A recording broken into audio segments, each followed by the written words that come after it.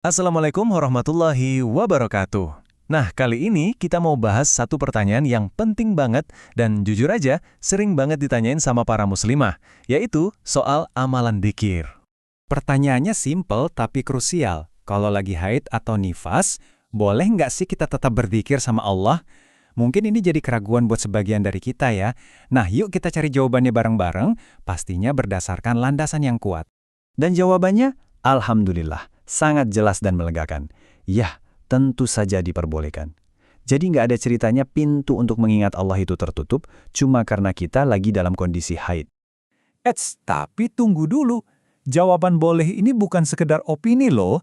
Ini adalah sebuah posisi hukum yang super kuat karena didasarkan pada kesepakatan para ulama. Yuk kita lihat lebih dalam lagi. Nah, dalam ilmu fikih, landasan hukum ini dikenal dengan istilah ijma, atau gampangnya, konsensus ulama. Kalau para ulama dari berbagai mazhab udah satu suara soal satu hal, itu artinya hukumnya udah kuat banget, udah kokoh, dan kita bisa pegang dengan yakin. Sekarang, coba perhatikan angka 4 di layar. Angka ini kelihatan sederhana, tapi ini penting banget. Angka ini mewakili 4 mazhab fikih terbesar dalam Islam, dan soal zikir saat haid ini semuanya kompak. Betul sekali, 4 mazhab besar, Hanafiyah, Malikiyah, Syafi'iyah, dan Hanabilah, semuanya sepakat 100% kalau wanita haid itu boleh berzikir. Jadi ini bukan lagi ranah perdebatan ya, ini udah jadi sebuah kesepakatan yang menenangkan hati. Oke, para ulama udah sepakat. Pertanyaan selanjutnya, dari mana sih dasar kesepakatan mereka? Nah, jawabannya langsung datang dari sumber terbaik kita, yaitu Sunnah Nabi Muhammad SAW.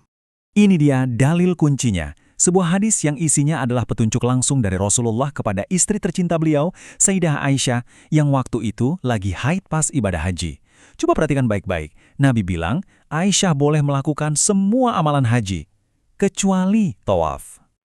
Nah, sekarang mungkin ada yang bertanya, loh, apa hubungannya hadis tentang haji dengan dzikir sehari-hari? Sabar, disinilah letak kecerdasan para ulama dalam mengambil kesimpulan hukum. Yuk kita bedah logikanya. Cara berpikirnya tuh begini, runut banget.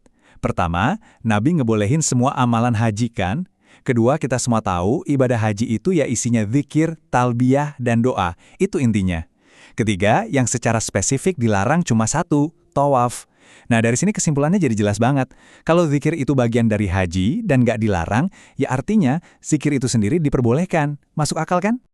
Oke, jadi setelah kita lihat dalilnya, logikanya, dan kesepakatan ulamanya, apa sih poin utama yang harus kita bawa pulang dari penjelasan ini?